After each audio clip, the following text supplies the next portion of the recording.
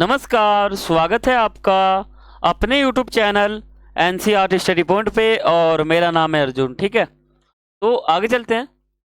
तो आज मैं आपको इस वीडियो में बताऊंगा कि आपका जो क्लास 10th है, इसमें जो आपका सोशल साइंस यानी सामाजिक विज्ञान का जो आपका सब्जेक्ट है, इसमें आपको इस साल क्या पढ़ना है।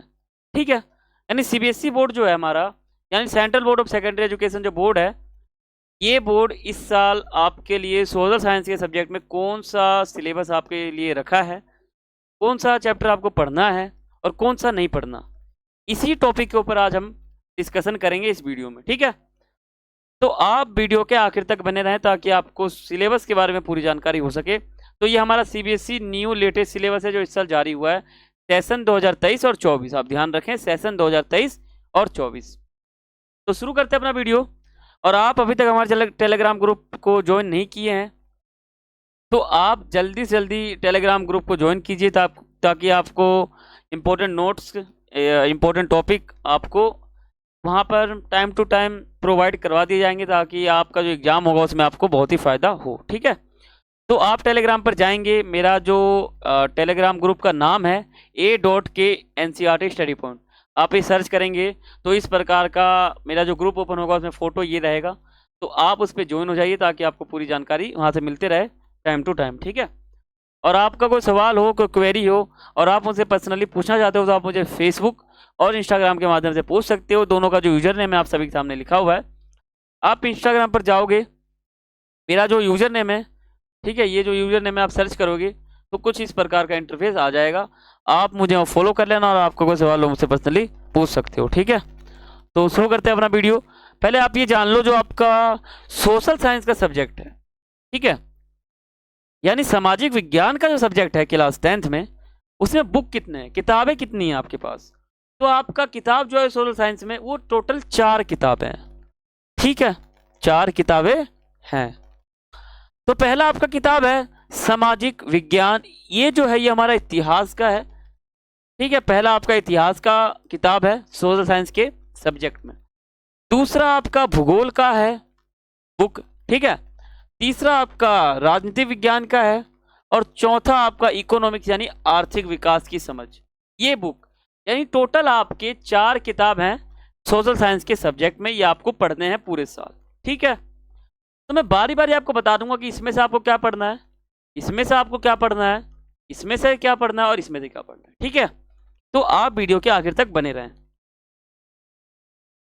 तो शुरू करते हैं अपना सिलेबस। तो आपका जो पहला बुक था इतिहास, ये जो आपका पहले मैं बताता हूँ पॉलिटिकल बताता हूँ। ठीक है, तो पहला जो आपका पॉलिटिकल साइंस यानी राजनीति विज्ञान का जो बुक है उसमें आपको क्या पढ़ना है इस साल। तो जो आपका पहला चैप्टर हुआ सत्ता की साझेदारी, यानी जो हमारी सत्ता है, सरकार है, उसकी क्या साझेदारी है आम जनताओं में। ठीक है, राज्य में, देश में क्या एक तरह से साझेदारी है उनकी, क्या उनका आपस में मिलन है, वही सत्ता की साझेदारी कहलाता है। संघवाद, संघवाद का विरोध किया गया था भारत में, तो ये आपका चैप्टर आ रहा है।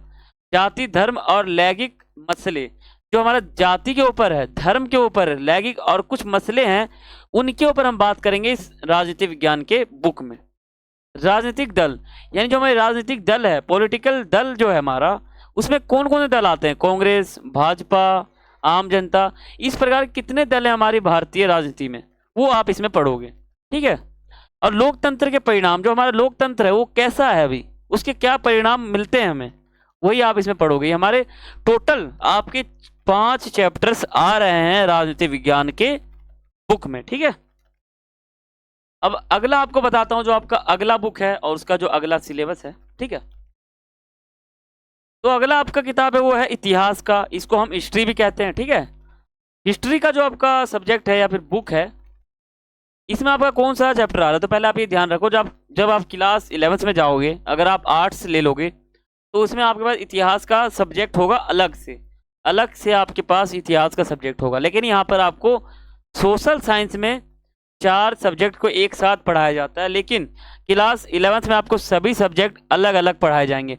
पॉलिटिकल अलग पढ़ाया जाएगा, इकोनॉमिक्स अलग, इतिहास अलग, और अपना जो भूगोल है वो भी बिल्कुल अलग पढ़ाया जाएगा। ठीक है, ये अलग अलग एक सब्जेक्ट्स हो जाएंगे, अभी अलग अलग एक किताब है। ठीक है, तो इसमें आपका जो पहला चैप्टर है यूरोप में राष्ट्रवाद का उदय। यूरोप जो है उसमें राष्ट्रवाद का उदय हो गया किस प्रकार, ठीक है, घटनाएं और प्रक्रिया आप इसमें पढ़ोगे। भारत में राष्ट्रवाद को अपनाया गया था, ये आप पढ़ोगे। भूमंडलीकृत विश्व का बनना, ये आप पढ़ोगे। औद्योगिकरण के युग, हमारा जो उद्योग लग गए ये किस इस युग के बारे में पढ़ोगे कि उद्योग किस प्रकार लगे, कैसे लगे, ये आप पढ़ोगे। और जो आपका आखिरी चैप्टर है वो है मुद्रण, संस्कृति और आधुनिक दुनिया। जो हमारा मुद्रण है और जो हमारा आधुनिक समय चल रहा है इसके बीच में क्या अंतर है, डेफिनेशन क्या है, ठीक है, तो ये आप पढ़ोगे। तो इस प्रकार आपके 5 चैप्टर हो जाते हैं इतिहास के बुक में। तो आगे बढ़ते हैं। आगे आपका जो बुक है वो है भूगोल का। तो भूगोल में आपको बता दूं कि भूगोल में आपको कौन सा चैप्टर पढ़ना है। तो भूगोल में आपका जो अध्याय 1 है संसाधन एवं विकास। जो हमारे पास संसाधन है उनसे हम अपना विकास कैसे कर सकते हैं, यही इस चैप्टर का नाम हो जाता है। और ये चैप्टर आपका इंपॉर्टेंट है। वन एवं वन्य जीवन या फिर जीव संसाधन, ठीक है, वन एवं वन्य जीवन संसाधन या फिर जीव संसाधन।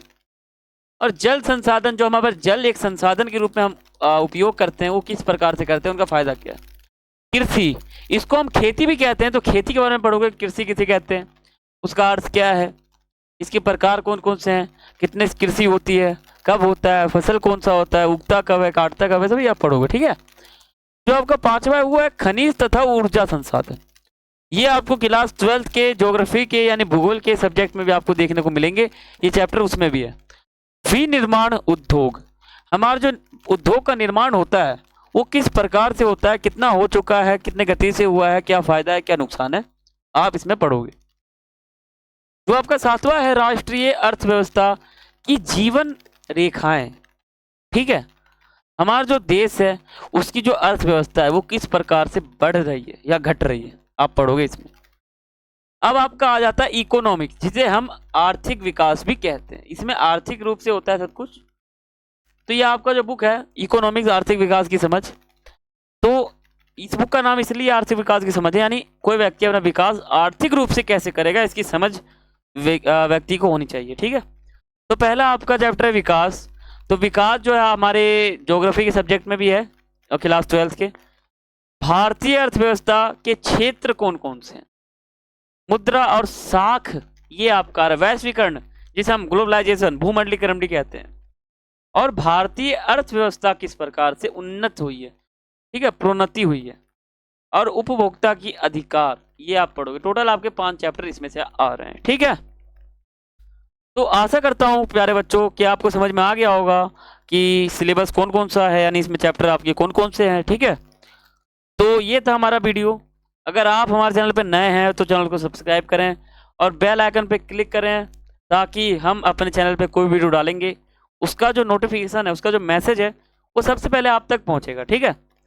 और वीडियो अच्छा लगा हो तो वीडियो को लाइक करें, और जितना हो सके उतना शेयर करें। कुछ भी आपको पूछना हो तो आप कमेंट भी कर सकते हो, ठीक है। तो मिलते हैं अगले वीडियो में, तब तक के लिए थैंक्स फॉर वॉचिंग।